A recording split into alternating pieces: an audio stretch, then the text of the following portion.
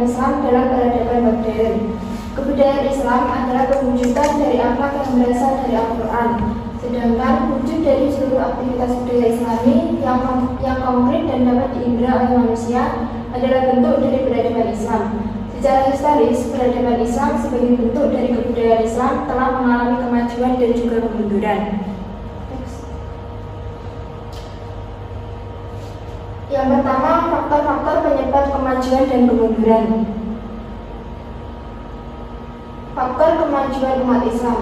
Menurut Badri Yatim, periodisasi masa kemajuan Islam berlangsung antara tahun 650 sampai 1000 Masehi. Faktor-faktor yang mempengaruhi kemajuan Islam, yang pertama, masyarakat Arab pada saat itu mulai memiliki budaya menulis. Budaya ini terinspirasi oleh Al-Quran, sebuah mukjizat yang terbentuk teks bahasa. Dengan turunnya Al-Quran, umat muslim banyak menulis tafsir dan juga hadis Nabi. Yang kedua adalah penerjemahan filsafat dan logika Yunani ilmuwan Arab untuk berpikir secara sistematis. Penerjemahan filsafat dan logika Yunani memainkan peran penting dalam perkembangan pola pikir ilmuwan Arab. Pada masa kekhalifahan Abbasiyah abad ke-8 hingga ke-13, terutama melalui gerakan penerjemahan yang dikenal sebagai Biar Kahmah atau Rumah Kebijaksanaan. Pengaruh pemikiran Yunani ini mendorong para ilmuwan Arab untuk berpikir secara sistematis, menggunakan logika deduktif dan juga induktif, serta mengembangkan metode empiris yang akhirnya berkontribusi pada perkembangan ilmu pengetahuan di dunia Islam dan juga di Eropa. Selanjutnya adalah faktor kemunduran umat Islam. Penyerbuan tentara Mongolia ke Baghdad yang dipimpin Genghis Khan dan dilakukan pada pertengahan abad ke-13 memastikan keruntuhan peradaban Islam. Menurut analisis para sejarawan, keruntuhan peradaban Islam disebabkan oleh dua hal. Yang pertama politik dan yang kedua adalah moral. Secara politik telah terjadi friksi dan juga konflik di antara putra mahkota yang melibatkan kekuatan militer untuk saling merebut kekuasaan. Secara moral, para pengusaha kehilangan kredibilitas karena perilaku nista dan meninggalkan ajaran Islam. Mereka menjadi penguasa yang serakah, pemuja harta, tahta, dan juga wanita. Selanjutnya akan dijelaskan oleh Cindy. Menjelaskan tentang kontribusi ilmuwan muslim klasik dalam kemajuan barat modern. Pada masa kejayaan Islam, masyarakat Arab Islam benar-benar menjadi rujukan bagi perkembangan keilmuan dunia. Para pecinta ilmu pengetahuan, berbagai penjuru Eropa Barat berdatangan ke Andalusia untuk mendalami ilmu pengetahuan dan budaya Arab Islam, kemudian menyebarkannya ke berbagai penjuru Eropa. Pada abad-abad yang dikenal sebagai The Golden Age of Islam, kaum muslim menjadi mercusuar peradaban dunia dan pelopor kecermalangan ilmu pengetahuan. Pada saat itu, banyak ilmuwan muslim yang menjadi pelopor perkembangan ilmu pengetahuan di berbagai bidang seperti matematika, geometri, astronomi, fisika, kimia, kedokteran, IPA, farmasi, geografi, dan lain-lain. Next. Selanjutnya adalah ilmuwan Islam yang berkontribusi dalam peradaban dunia. Yang pertama adalah Ibnu Sina. Ibnu Sina merupakan seorang dokter muslim dan filsuf terkemuka pada abad pertengahan. Ia berpengaruh pada bidang filsafat dan kedokteran. Ia terkenal karena karya-karyanya termasuk kitab Al-Shifa atau kitab penyembuhan dan Al-Qanun fi Al-Tib atau The Canon of Medicine yang merupakan ensiklopedia medis penting. Ia juga menulis sekitar 240 karya dalam berbagai bidang seperti matematika, fisika, dan metafisika. Karya-karyanya juga mempengaruhi pemikiran filosofis dan ilmiah selama Renaissance. Sejak usia muda, Ibnu Sina menunjukkan kecerdasannya yaitu menghafal Al-Quran dan mempelajari kedokteran. Sehingga Ibnu Sina diakui sebagai tokoh penting dalam peradaban muslim karena berkontribusi dalam pengembangan ilmu pengetahuan dan kedokteran.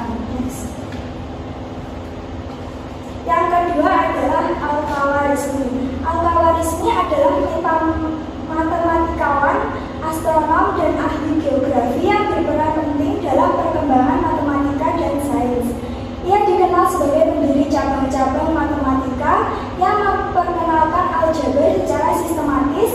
memberikan solusi untuk persamaan linear dan kuadrat.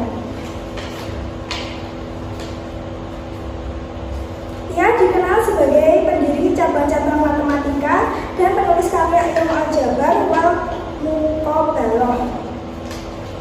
Al-Khawarizmi mempunyai pengaruh yang besar terhadap pemikiran matematika. Salah satunya dengan menjelaskan penggunaan angka nol dan mengembangkan sistem desimal dan memperkenalkan sistem angka India yang ini digunakan sebagai angka Arab serta menciptakan prosedur aritmatika termasuk operasi pada pecahan. Next. Yang ketiga adalah Al-Biruni. Selama masa mudanya, ia mempelajari berbagai disiplin ilmu seperti hukum, Islam, teologi, tata bahasa, dan astronomi. Sejarah mencatat bahwa hampir setengah dari karyanya berkaitan dengan astronomi dan ilmu terkait.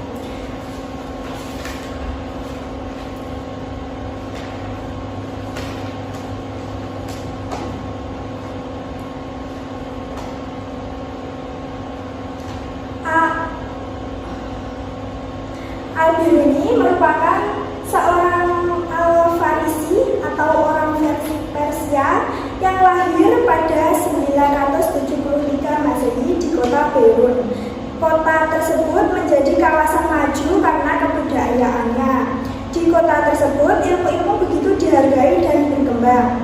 Tak ayal kondisi kemajuan dan ilmu pengetahuan di kota tersebut memberikan rangsangan dan sumbangsih besar terhadap ketokohan keilmuan dan kepribadian Al-Biruni sebagai seorang yang haus akan ilmu pengetahuan.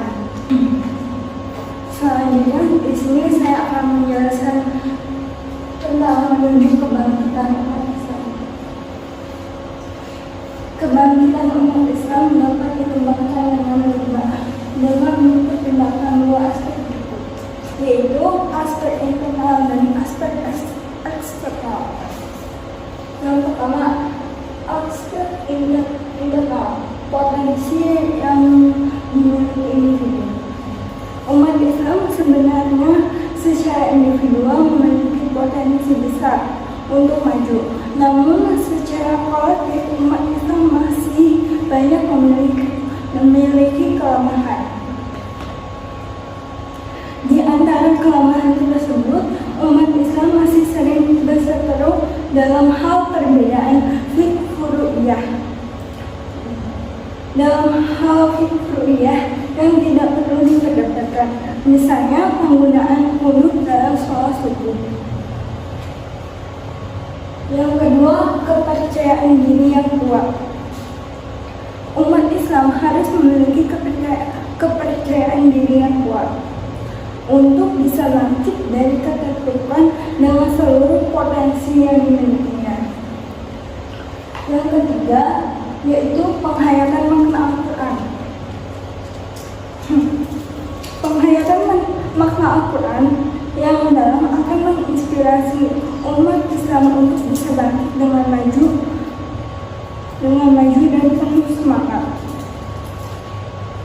Yang kedua, aspek eksternal, yaitu terbuka dengan tradisi dan ilmu yang datang dari non-muslim.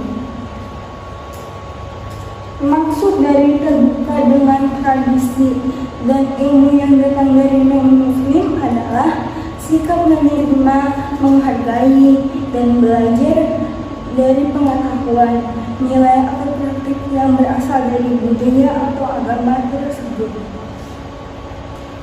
Baik, yang selanjutnya yaitu tentang Islam Nusantara atau potret kebudayaan dalam Indonesia. Yang pertama ada Islam Nusantara atau disingkat menjadi IN. Islam Nusantara merupakan sebutan untuk seluruh wilayah Indonesia. Jadi Islam Nusantara ini terbentuk dari dua kata, Islam dan juga Nusantara, di mana Nusantara memiliki arti yaitu wilayah atau kepulauan di Indonesia dari Sabang sampai Merauke.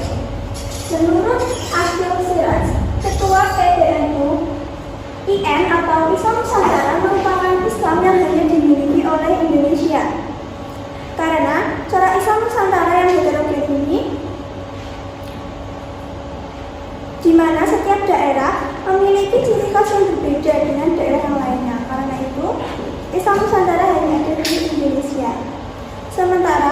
lihat melihat bahwa Islam Nusantara pada sisi substansi, di mana apabila ada budaya yang tidak sesuai dengan ajaran Islam, maka budaya tersebut akan ditolak.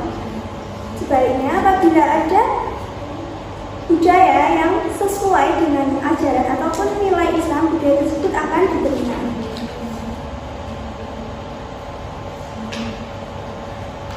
Yang kedua ada potret kebudayaan Islam di Indonesia. Potret kebudayaan ini yang pertama meliputi kerajaan-kerajaan Islam di Indonesia, di mana kerajaan Islam yang pertama di Indonesia ada di Kerajaan Samudra Pasai yang terletak di pesisir timur Laut Aceh pada pertengahan abad ke-13, di mana daerah ini sudah disinggahi oleh para pedagang Muslim sejak abad ke-7 dan abad ke-8. Oleh karena itu, penyebaran Islam pada daerah ini menjadi pesat karena sudah disinggahi oleh para pedagang Muslim sejak abad ke-7 dan abad ke-8, di mana kerajaan ini didirikan oleh Sultan Malik Al-Saleh yang kemudian beliau meninggal pada tahun 1297 Masehi. Sedangkan di Jawa, kerajaan Islam pertama yaitu Kerajaan Demak yang berdiri pada akhir abad ke-15 Masehi.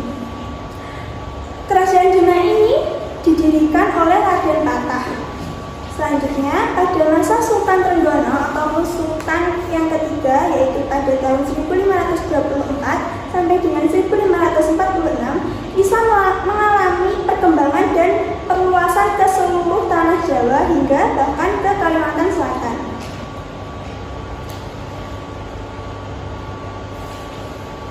Yang selanjutnya ada wujud peradaban Islam. Wujud peradaban Islam ini dapat dilihat dari arsitektur bangunan masjid yang mengadopsi unsur lokal seperti adanya ukiran pada bangunan candi. Contohnya seperti masjid di Mantingan, Sendang Daur yang menunjukkan pola yang diambil dari ukiran tumbuhan yang mirip dengan pola pada ukiran Candi Prambanan. Ini merupakan salah satu bentuk akulturasi budaya di mana budaya Islam dan juga budaya di daerah tersebut mengalami penyatuan.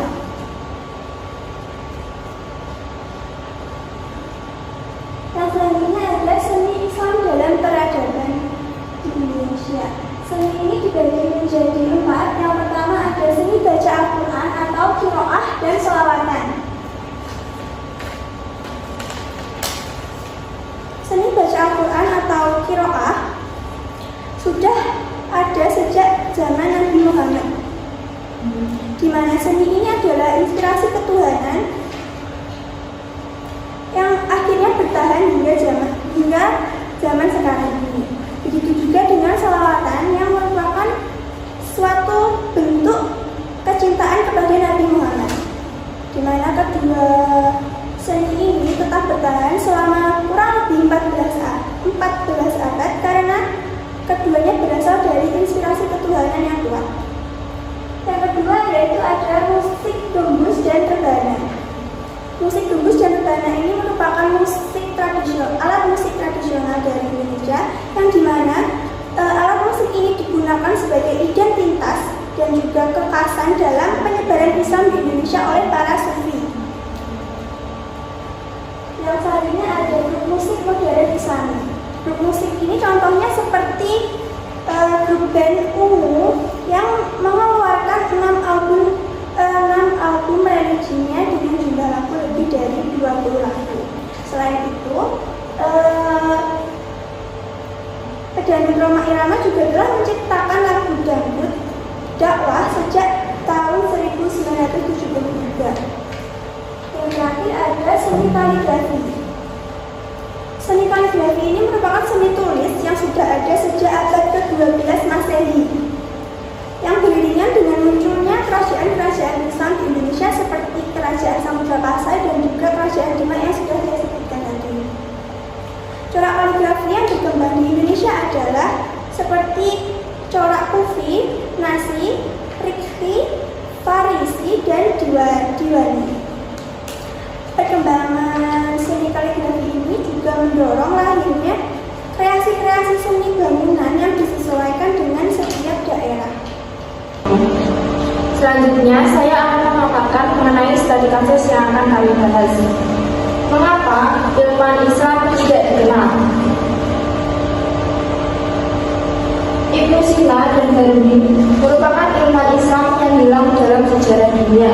Ibnu Sina dan Al-Hariri adalah dua ilmuwan Islam yang paling terkemuka yang pernah hidup antara era Yunani kuno dan Renaissance Eropa. Namun demikian, Ibnu Sina dan Al-Hariri, dua ilmuwan besar era bencana ini, seperti hilang dalam sejarah dunia, terutama dunia barat.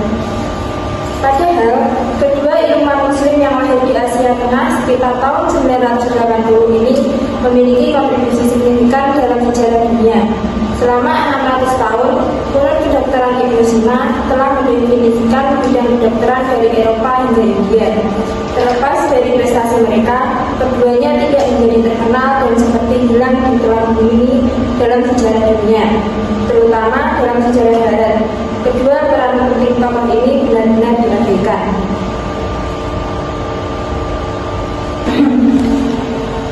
Berikut ini merupakan analisis studi kasus terkait mengapa ilmuwan Islam kurang dikenal.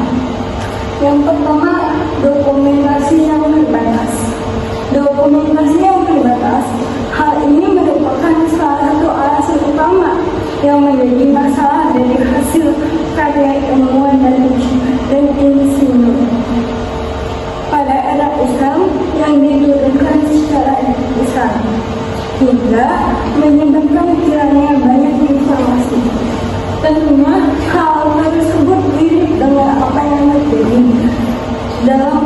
di dalam peradaban lain, yang dimana pengetahuan menjadi lebih praktis dan lebih banyak dipelajari melalui praktik langsung daripada ditulis secara sistematis. Yang kedua, kehilangan bukti fisik dan catatan. Kehilangan bukti fisik dan catatan, hal ini dikarenakan banyak alat dan teknologi kuno era Islam yang telah hilang dan jarang bertahan lama, sehingga ilmuwan sering kekurangan bukti untuk memahami dengan jelas inovasi dan kontribusi ilmuwan Islam. Yang ketiga, adanya faktor evolusionis.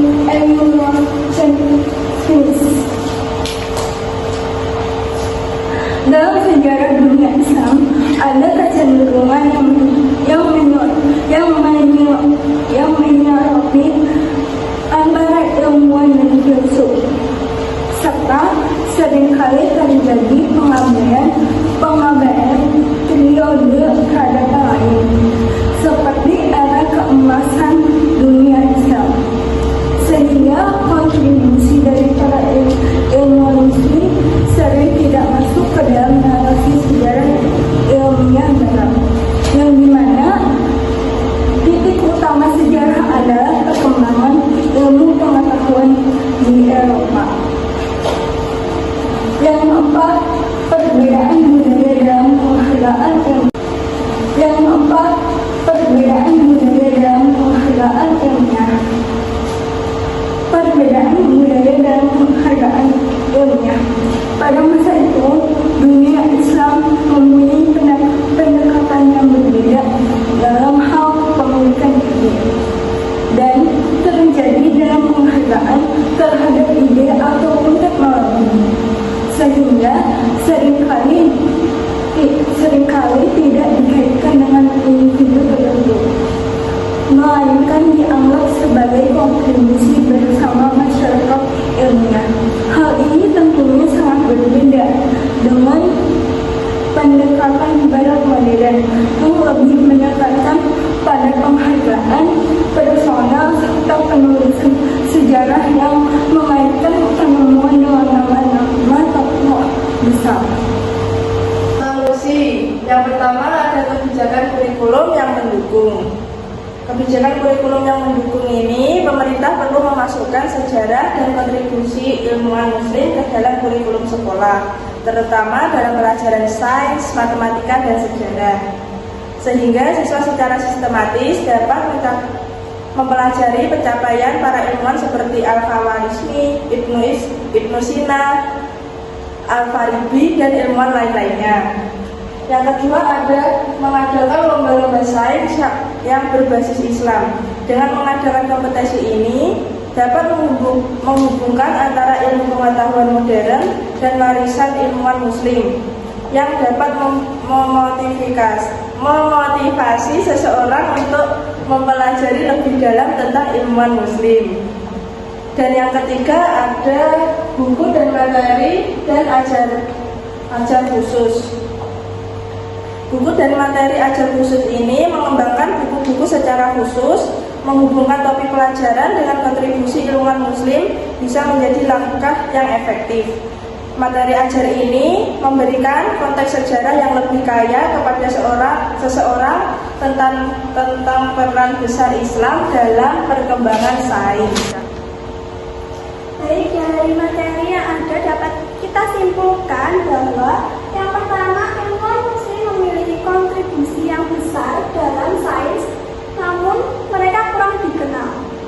Penyebab dari mereka kurang dikenal ini yaitu karena yang pertama, terbatasnya dokumentasi, hambatan bahasa, dan eurosentrisme, di mana eurosentrisme ini merupakan pandangan yang lebih berpusat kepada Eropa ataupun pada Barat. Lalu solusi yang dapat kita gunakan yang pertama adalah diperlukan kurikulum khusus, kompetisi sains, edukasi guru, dan kerjasama antar lembaga agama agar para ilmuwan Islam ini dapat lebih dikenal dan mereka tidak dilupakan dalam sejarah. Sekian presentasi dari kelompok kami. Bila ada kurang lebihnya kami mohon maaf. Wassalamualaikum warahmatullahi wabarakatuh.